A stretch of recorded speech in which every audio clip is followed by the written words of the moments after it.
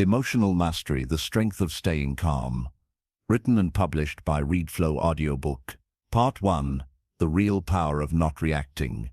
In a world that moves fast and demands instant responses, the greatest strength is often found in stillness. Not the kind of stillness that comes from doing nothing, but the deliberate pause before reaction. The conscious choice not to let your emotions take the wheel. Most people confuse reacting with strength.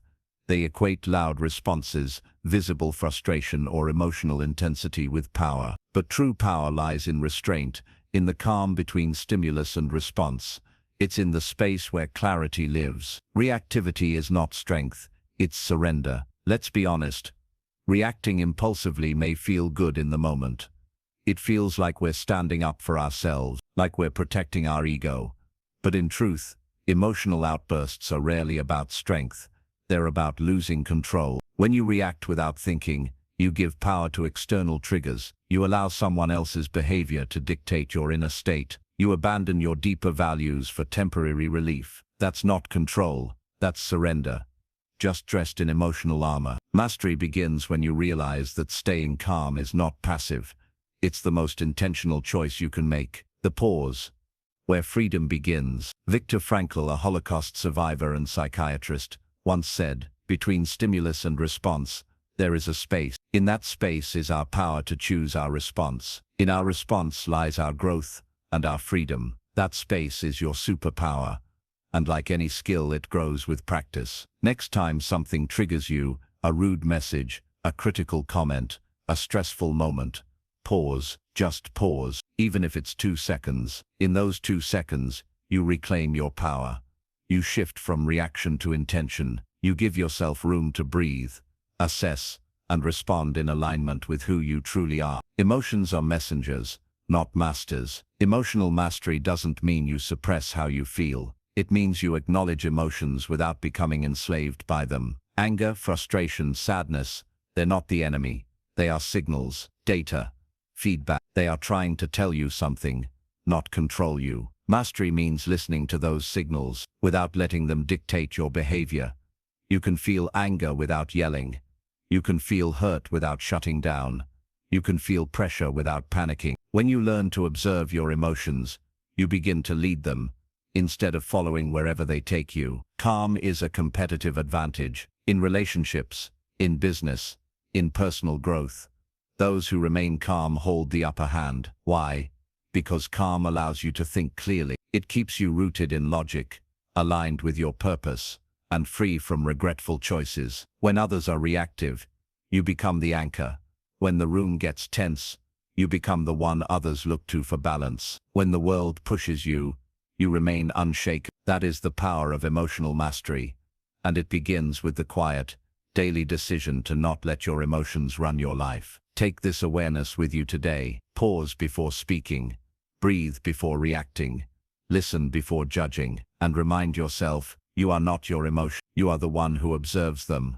That's where your strength lives. Part 2. Staying calm in high-stress situations. Everyone appears calm when life is smooth. The real test of emotional strength comes when things fall apart. When deadlines close in, relationships strain, or life throws the unexpected your way. Calm under pressure is not a personality trait. It's a developed skill. One that can be trained, strengthened, and applied again and again. When you learn to stay composed in moments where others would unravel, you gain what most never will: the ability to lead yourself. Stress is a reaction, not a requirement. Many people believe that high stress is a natural byproduct of high stakes. But stress isn't always about the situation, it's about how we process it. 2 people can face the same crisis. One panics, the other breathes, assesses, and acts. What's the difference? Perception and preparation. The calm person has trained themselves to interpret pressure differently. They don't label stress as danger. They see it as a signal to focus. They don't think this is overwhelming. They think this is where I show up fully. You can do the same. The breathing anchor. When the mind starts to race and emotions begin to rise, the breath is your anchor. Before saying something you'll regret, before making a rushed decision, Before letting panic take over, return to your breath. Inhale deeply through the nose. Hold. Exhale slowly through the mouth. Do it again. This simple reset sends a signal to your nervous system. We are safe. You slow your heart rate. You interrupt emotional spirals. You regain clarity right when you need it most. It sounds small, but practiced consistently, this is one of the most powerful tools of emotional mastery. Preparation prevents panic. Many moments of emotional chaos aren't about the moment. They're about our lack of preparation for it. When you plan ahead, rehearse mentally, and stay grounded in your core values, you're far less likely to lose control when stress hits. Ask yourself, what environments or situations tend to trigger me? How can I prepare for those in advance? What will I choose to focus on when pressure rises? Preparation gives you a framework, and a framework creates confidence, even in chaos. Respond like the person you want to become. Stressful moments are opportunities in disguise. They are moments when your future self gets built. Each time you choose to respond with calmness rather than reaction, you reinforce the identity of someone who is composed, thoughtful, and in command. Start making that identity your default. It begins with a simple mantra: I don't have to react emotionally. I choose to stay calm. Repeat that when the pressure comes. Let it be your new instinct, your new way of showing up. When others panic, you will lead. When life feels uncertain, you will stay rooted. Not because the stress isn't real, but because you've trained yourself to rise above it, not drown in it. That is emotional strength. That is calm in motion. Part 3. Detaching from ego. The root of emotional control.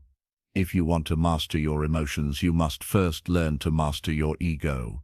Because the ego, unchecked, is the voice that screams for validation, takes offense quickly, seeks superiority, and always wants to be right. Most emotional reactions aren't rooted in the truth. They're rooted in the ego's fear of being diminished. And when the ego leads, peace disappears. What is the ego really? The ego is not who you truly are. It's the story you've built about who you are. It's the collection of your titles and achievements, your identity in the eyes of others, your need to defend, prove, or protect an image. When someone criticizes you and you feel rage rise, it's the ego responding. When you're interrupted, ignored, or overlooked, and you feel disrespected, it's the ego that's been bruised. But here's the truth. You are not that voice. You are the one who hears it. The ego wants control but can't handle calm. The ego thrives in conflict and chaos. It tells you to retaliate, to win arguments, to hold grudges, to prove your worth. But emotional mastery requires the opposite. It requires detachment. That doesn't mean you stop caring. It means you stop over-identifying with every reaction. Detachment is the ability to pause and ask, is this truly about me or about my ego? When you build that awareness, you regain your emotional freedom. You can hear criticism without crumbling. You can receive feedback without defensiveness. You can disagree without disrespect. Let go of the need to be right. One of the ego's greatest addictions is the need to be right. It fights for the last word. It interprets disagreement as disrespect. It sees correction as humiliation rather than growth. But wisdom is found in this truth. Staying calm is better than being right. Choose peace over pride. Choose clarity over conflict. Every time you do, your emotional strength compounds. Releasing the ego is a daily practice. You won't silence the ego completely, but you can weaken its grip through mindfulness, humility, and self-awareness. Start with daily reflection. Where did I overreact today? Was I protecting my values or just my image? What would my calmest, most grounded self have done different? These questions aren't for judgment. They're for evolution. Over time, the voice of the ego gets quieter, and your true self, the one that's wise, calm, grounded, becomes the one you trust the most. The ego yells. Stillness whispers. Learn to listen to the quiet voice. It always knows the way. That's where emotional mastery begins to take root. Not in the battle to control the world, but in the letting go of the need to control how you're seen. Part 4. Design your environment. Build calm by default. We often treat calmness as something we try to feel, when in reality it's something we can design for. Your environment, what surrounds you daily, shapes your mind, your reactions, and your emotional tone more than you realize. If your outer world is chaotic, overstimulated, noisy, or unintentional, your inner world will reflect the same. True emotional mastery starts with this question: does the space around me support the peace I want to feel? If the answer is no, then it's time to build a new foundation. Your space reflects your state. Your physical environment sends signals to your nervous system all day long. A cluttered space can create mental fog. Excessive noise can increase tension. Constant alerts and interruptions can trigger a sense of urgency, even when there's none. And over time, your brain begins to treat stress as the default state. To master calm, begin by mastering what you let into your space. Simplify your surroundings. Curate the inputs. Create an atmosphere that speaks of clarity and stillness, not friction and frenzy. Curate the inputs. Control the noise. We're exposed to more information than any generation before us. Notifications, messages, ads, news, noise. All of this fragments your attention and amplifies your emotional volatility. You're not meant to consume so much so fast, so often. You don't need to disconnect from the world, but you do need to become intentional about what earns your attention. Ask yourself, what media drains me emotionally? Which platforms increase comparison, anger, or urgency? What would happen if I took back control of my input? The answer is simple: your peace would return. Build daily rituals that anchor you. Your habits are emotional training systems. If you start your day in a rush, your mind learns to expect panic. If you begin it with reflection, breath, or silence, your body starts to trust stability. Try building just one daily ritual that supports your emotional center. Morning stillness before screens. Journaling your intentions and mental state. A calm evening wind-down routine. Short breathwork or stretching pauses between tasks. These are not luxuries. They're tools of self-regulation. They rewire how you respond to your day, your stress, and your thoughts. Create boundaries, not barriers. Many people confuse calm with isolation, but emotional mastery doesn't mean cutting everything off. It means learning to say no to what doesn't nourish you. Boundaries are the architecture of peace. Create them with your time, with your availability, with the energy you spend on draining conversations or tasks that don't align with your core. Boundaries are not selfish. They are self-respect in motion. And the more you enforce them, the more your environment begins to serve you instead of steal from you. Make calm a lifestyle, not a pause button. Most people wait until they burn out to seek calm. But what if calm became your baseline, not your break? What if your environment, your routines, and your boundaries were designed around peace, so that emotional stability wasn't an exception, but the norm? That's the power of proactive design. It's not just about removing stress, it's about engineering serenity. Let your surroundings reflect your intentions. Let your routines shape your responses. Let your inputs be filtered by purpose, not pressure. You'll begin to notice something extraordinary. You don't have to chase calm anymore. You live inside it. Part 5. Breaking the trigger cycle. Rewiring how you respond. No one can avoid being triggered forever, but emotional mastery is not about removing every challenge. It's about building the capacity to respond, rather react. Triggers are like emotional fingerprints. They reveal the wounds, beliefs, and stories we carry from past experiences. When left unchecked, they hijack your calm. When understood, they become the greatest entry point to growth. What is a trigger? A trigger is anything, a word, tone, situation, or gesture, that causes a disproportionate emotional reaction. You might find yourself getting angry over small criticisms, shutting down when you feel ignored, feeling deeply hurt by rejection, even when it's not personal. These are not overreactions. They are often past reactions, resurfacing in the present. Until they're examined, they will control how you show up, often without you realizing it. The awareness gap. The key to emotional mastery is creating space between stimulus and response. Most people don't react. They relive. They relive childhood wounds, previous betrayals, or old narratives they haven't healed from. This is why one person can shrug off a comment, while another breaks under it. It's not about the situation, it's about the story attached to it. When something triggers you, try this instead of reacting. Pause. Notice. Name it. Don't shame it. Say to yourself, I feel defensive right now. That hit an old fear of not being seen. Just naming the emotion creates a gap. And in that gap you're free. Rewire the story behind the trigger. Every trigger is tied to a belief. For example, if you believe I must always be in control, you'll feel triggered by uncertainty. If you believe I am only worthy when I'm praised, silence or criticism can feel unbearable. If you believe conflict means rejection, even a minor disagreement can lead to withdrawal. But beliefs can be challenged and replaced. Try these. I don't need control to feel safe. I need presence. My value isn't dependent on praise. Disagreement isn't danger, it's diversity. Over time, the emotional sting fades. You create new meaning, and with it, new freedom. Train yourself to choose the response. Mastery doesn't mean never feeling triggered. It means not handing over your peace every time it happens. Start small. When a difficult emotion arises, breathe into it. Say, instead of reacting, take a step back. Breathe deeply. Wait 90 seconds.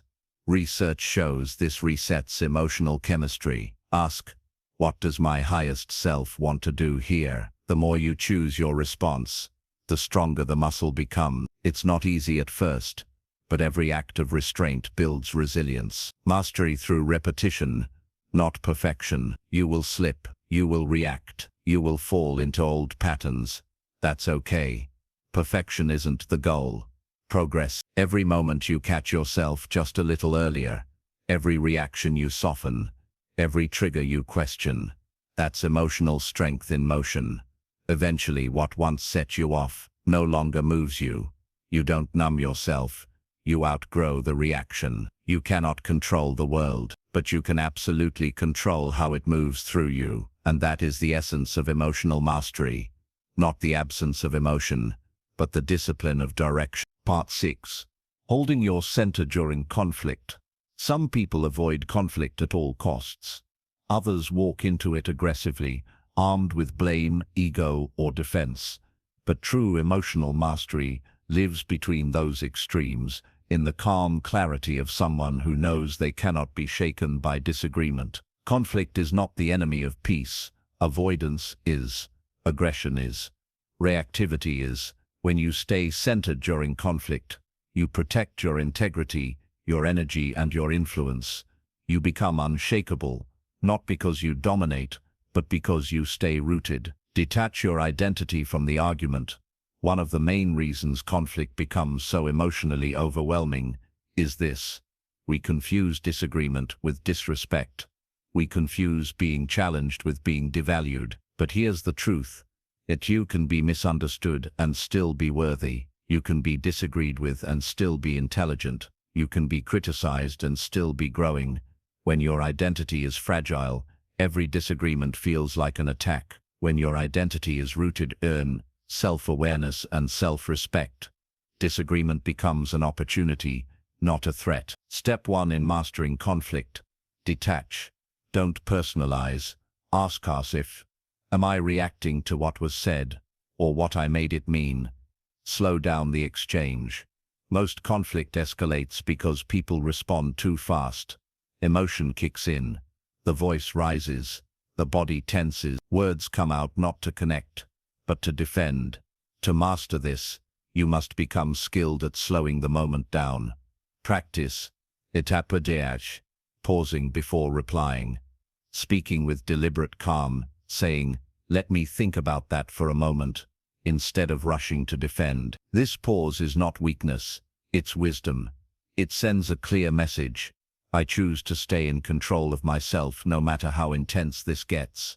That's power. Hold boundaries without becoming rigid. Calm in conflict does not mean passive or permissive. You can be firm and compassionate at the same time. You can say, I hear what you're saying and I see it differently. This tone isn't helpful. Let's take a moment. I'm not willing to continue this conversation if we can't speak respectfully. I value clarity, not shouting. Boundaries in conflict aren't about winning. They're about preserving peace, yours and theirs. And when you set these lines with calm authority, you model a higher standard of communication. Respond from intention, not emotion. In conflict, always ask, what is my intention here? If it's to punish, to be right, or to defend the ego, you'll lose calm. If it's to connect, to clarify, to hold truth, you'll keep your grounding. Emotion wants to react. Intention wants to respond. Sometimes you'll choose silence. Sometimes you'll walk away to return later. Sometimes you'll speak hard truths gently, but directly. The difference is that you'll be choosing, not flinch. Your calm can transform the room. Have you ever noticed how one calm person can diffuse tension in a room? That's the influence of emotional mastery. When you stay grounded, people mirror your energy, conversations de-escalate, trust is maintained, clarity rises above emotion. You become a thermostat, not a thermometer. You set the temperature, rather than being set by others. And that in any conflict is one of the greatest advantages you can carry. You don't control what others say, you don't control their emotions, but you do control your internal climate. Keep it steady, keep it intentional, keep it calm. You'll leave the conversation with dignity, clarity, and strength every single time. Part 7. Calm under pressure, building unshakable resilience. Pressure reveals what's inside us. Some collapse under it, some explode from it. But a few, those with Wang discipline, become sharper, clearer, and stronger in the heat. That's the quiet superpower of emotional mastery. It doesn't just protect you from daily irritations, it becomes your edge when life gets hard. Stress, adversity, deadlines, setbacks. These moments don't create your character. They expose the systems, beliefs, and responses you've been practicing all along. Stress is not the enemy, untrained emotion is. Let's clarify something powerful. Stress is not your enemy, it's unmanaged reaction that drains you. Pressure is neutral, it's your interpretation of it that determines your emotional state. Two people can face the same challenge. One falls into panic, the other slowed, focuses and acts with intention. The difference: the second person has trained their nervous system to tolerate discomfort without surrendering their calm. This is resilience, and it starts with emotional discipline. Developing a pressure protocol. When pressure hits, people often overthink, rush decisions, react emotionally, collapse under self-doubt. But emotionally resilient people follow an internal protocol. Here's a basic framework you can start practicing today. Pause. Create space before reacting. 1 deep breath. Shoulders down. Look around. Feel the ground beneath you. Observe without judgment. What is happening? What do I know for certain? What stories am I telling myself? Prioritize facts over feelings. Emotions are information, but they aren't commands.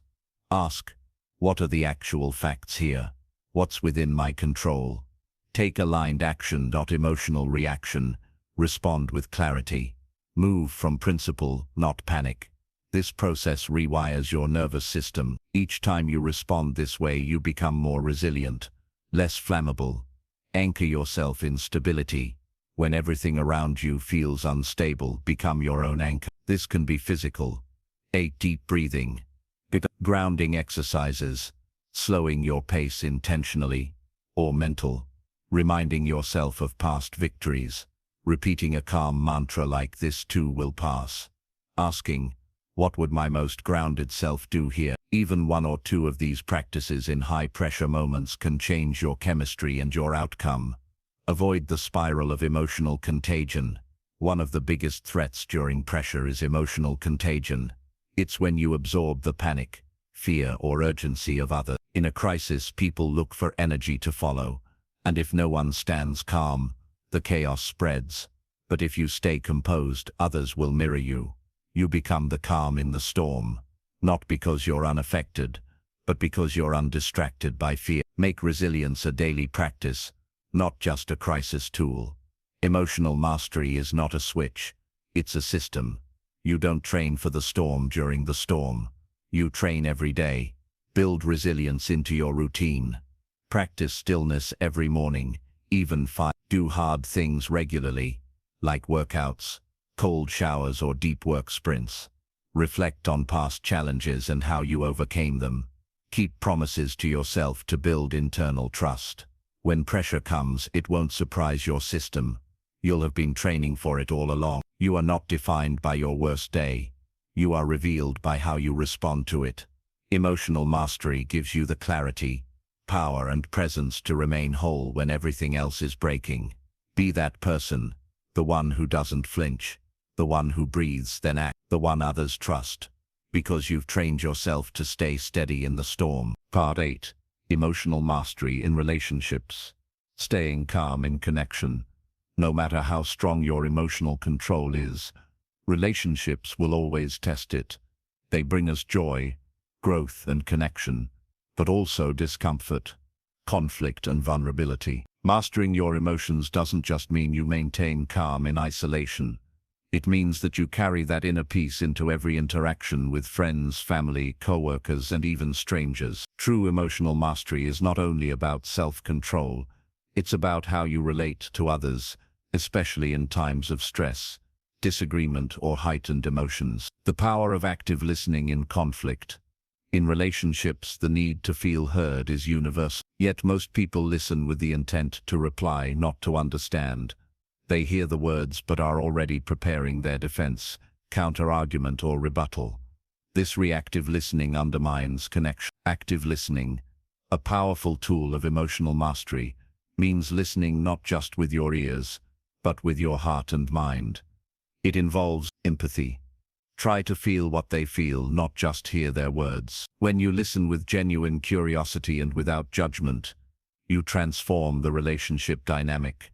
You create space for trust, respect, and understanding to flourish, rather than escalation and defensiveness. Responding without reacting.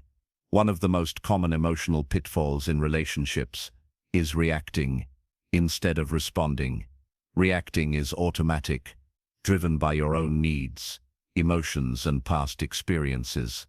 Responding, however, is intentional. It requires you to step back, process what's being said, and then choose your words or actions carefully. When you're in a heated conversation, ask yourself, am I reacting to my emotions or responding with clarity? This is where emotional mastery truly shines. When others are triggering your emotions, your ability to take a pause, observe, and choose your response will be your greatest asset.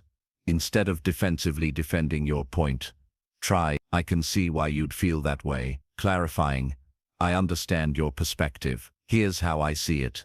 By responding with intentionality, you show respect and invite deeper, more meaningful dialogue. Maintaining boundaries without being rigid. The key is staying calm in relationships, especially in high-stress ones, is having clear boundaries. Boundaries are not walls. They are lines of self-respect that protect your emotional well-being and ensure your needs are honored. They allow you to remain calm by setting clear expectations on how you wish to be treated, without aggression or defensiveness. To set healthy boundaries, know your values. Be clear about what matters to you. Communicate openly. Express your needs and limits calmly and directly. Be consistent. Boundaries are not one-time conversations. They're ongoing practices. Boundaries allow you to show up as your calmest self, without resentment, overwork, or burnout. Letting go of expectations and accepting imperfection. A lot of emotional turmoil in relationships stems from unmet expectations. When we expect someone to behave in a certain way or respond according to our timeline, disappointment quickly follows. Emotional mastery, however, involves accepting others as they are, not as we want them to be. This doesn't mean tolerating poor treatment.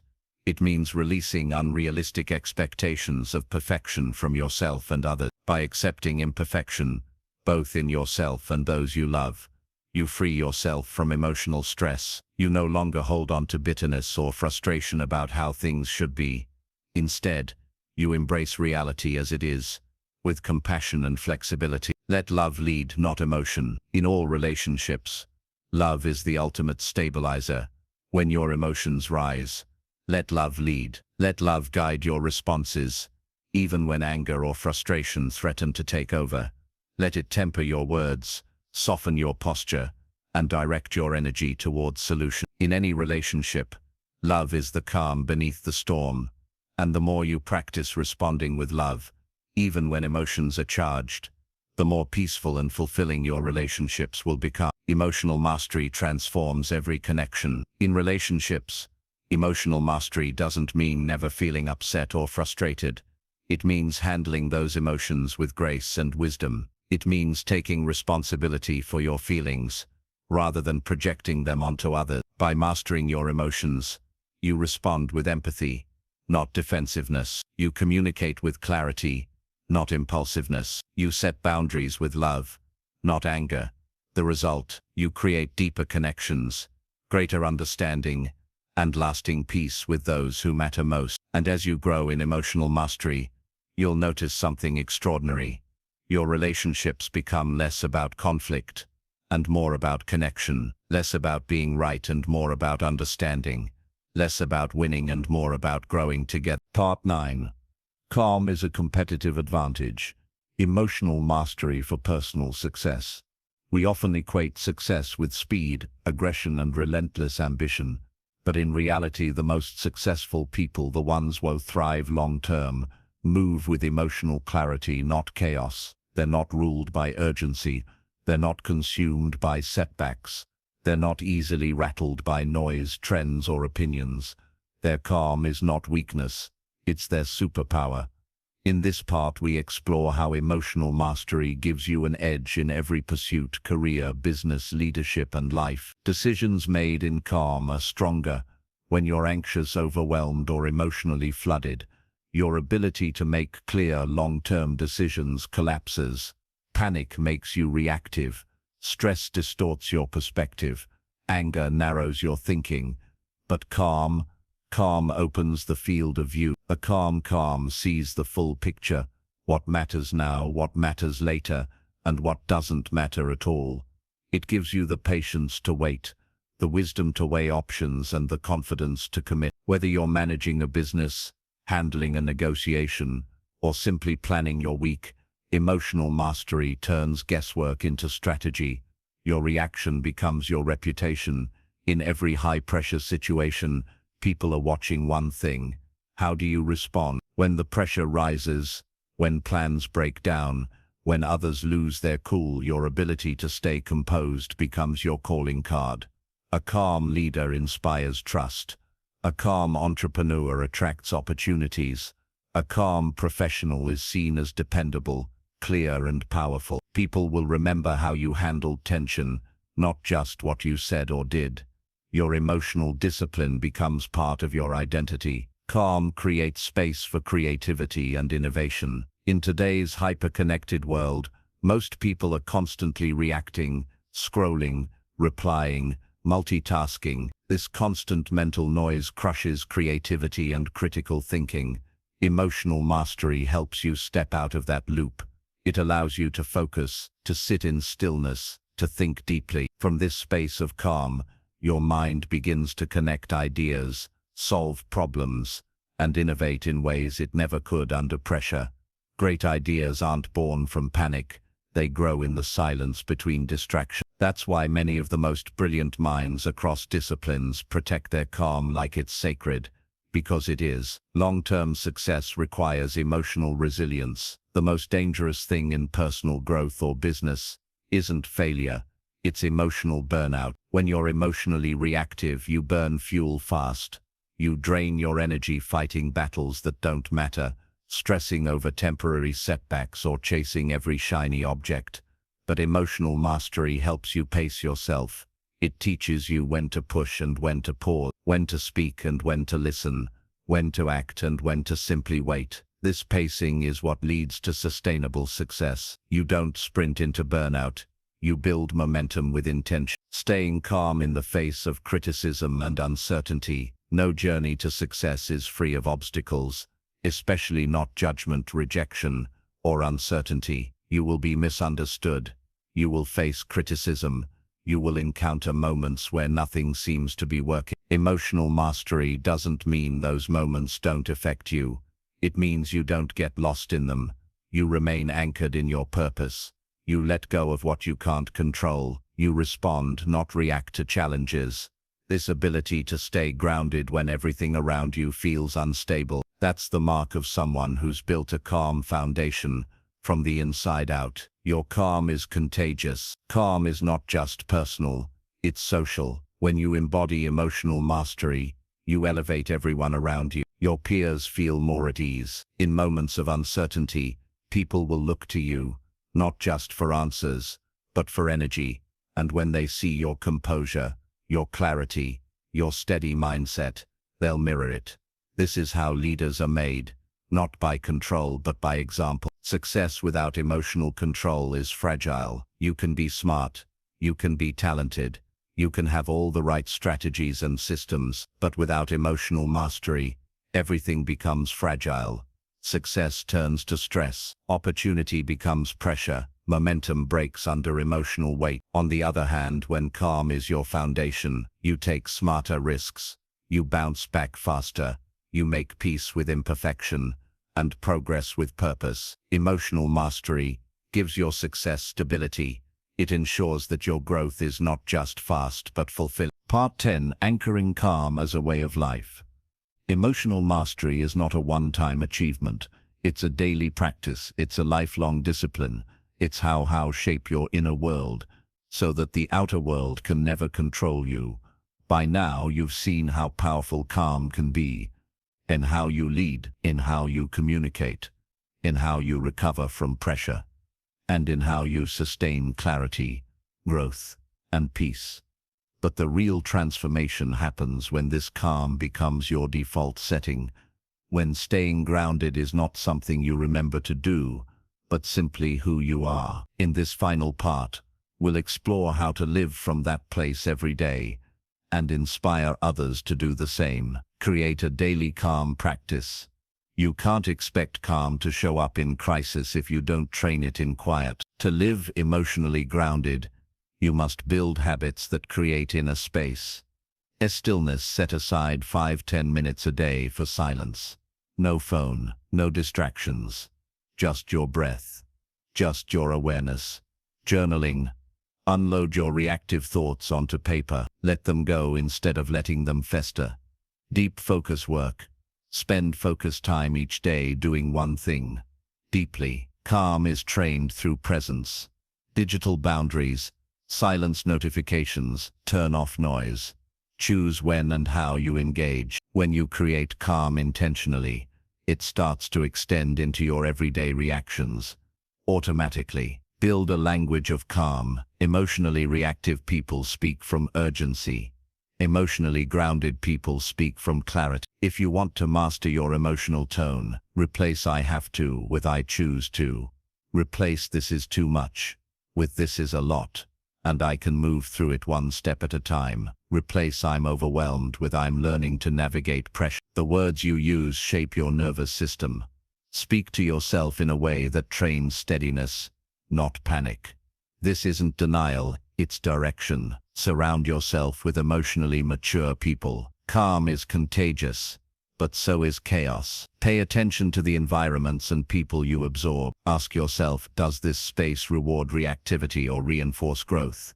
Do the people in my life encourage calm reflection or constant urgency? As you grow more grounded, your energy will naturally filter your surrounding. You'll become less available to drama, manipulation, or toxic cycles. Emotional mastery will guide you toward alignment, people and places where peace is the standard, not the exception. Let calm guide your ambition, not diminish it. Some people fear that staying calm will dull their ambition, but calm doesn't kill drive, it channels it.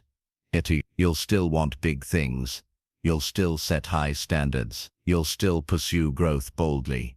But you'll do it without desperation, without burnout, without chasing noise. Your goals will become clearer, your path more focused, and your efforts more sustainable. Calm doesn't mean doing less. It means doing what matters most, with full energy, not fractured urgency. Be a lighthouse in a stormy world, in a world addicted to speed, panic, and noise.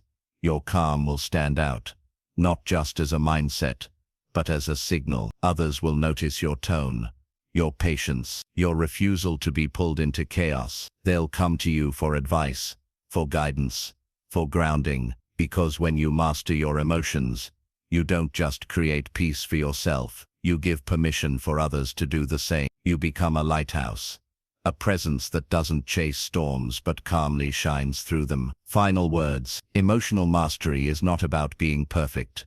It's about being aware, present, and disciplined in how you respond, how you speak, and how you live. You will still feel, you will still falter, you will still be challenged, but you won't be ruled by any of it, because you've built something deeper, an inner stillness that cannot be shaken by the outer world, and that is the true strength of staying calm. If this audiobook has resonated with you, consider liking, subscribing, and sharing it with others who are ready to take control of their emotional lives. Thank you for listening to Emotional Mastery, The Strength of Staying Calm, written and published by ReadFlow Audiobook. Let this be your beginning, not your end. Stay grounded, stay focused, stay calm.